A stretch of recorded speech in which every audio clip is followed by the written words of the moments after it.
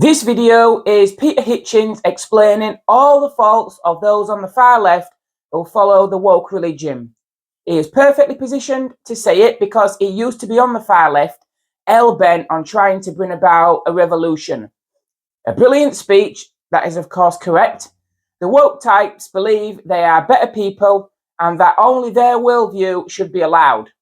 Anyone who disagrees with them should be silenced.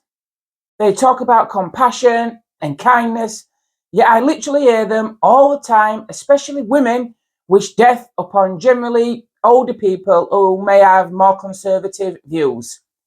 Look at the grooming gangs scandal. While all those young girls were being abused and tortured, they said nothing. Not a word, because to do so was racist in their eyes.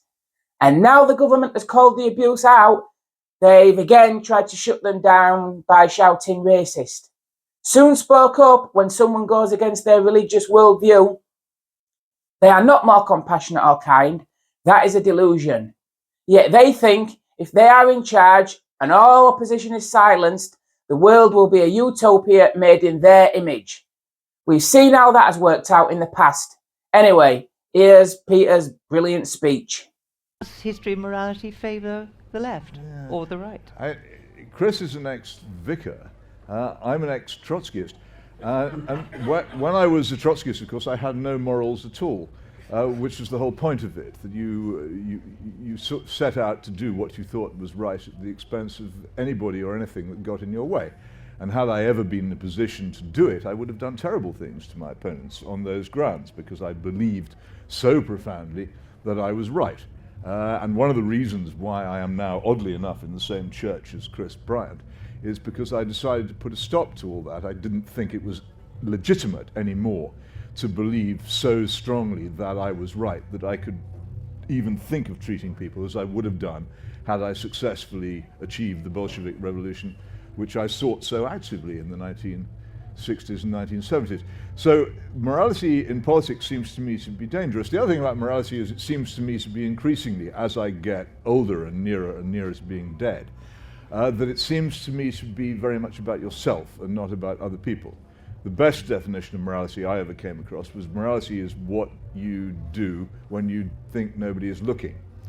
And people sometimes get quite shocked when I say that, but it seems to me an honest appreciation of what it's about. What politicians can do about morality is they can quite often push people into doing things they don't want to do, because they, the politicians, think those things are right, or they can stop people from doing things that they would otherwise like to do. And my great beef about this is that over the past 50 or 60 years, almost every piece of legislation, social or economic, has been designed to make it harder for people, unless they're very rich, to raise their own children, and particularly for women to stay at home and bring up the next generation rather than going out and being wage slaves. I will say one other thing, that the left over that period have tended to take the view that simply by holding the opinions they have and being on the side of what they term progress, they are themselves moral.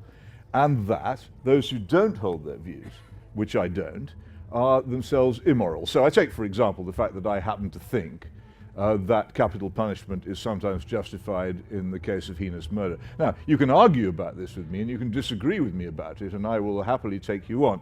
But the reaction of most self-described civilized persons in London to any suggestion of that kind is to recoil like a salted snail from me as a person, because I am so evil that I hold this view. And this seems to me to be a major problem in public discourse. You cannot really debate against anybody who despises you.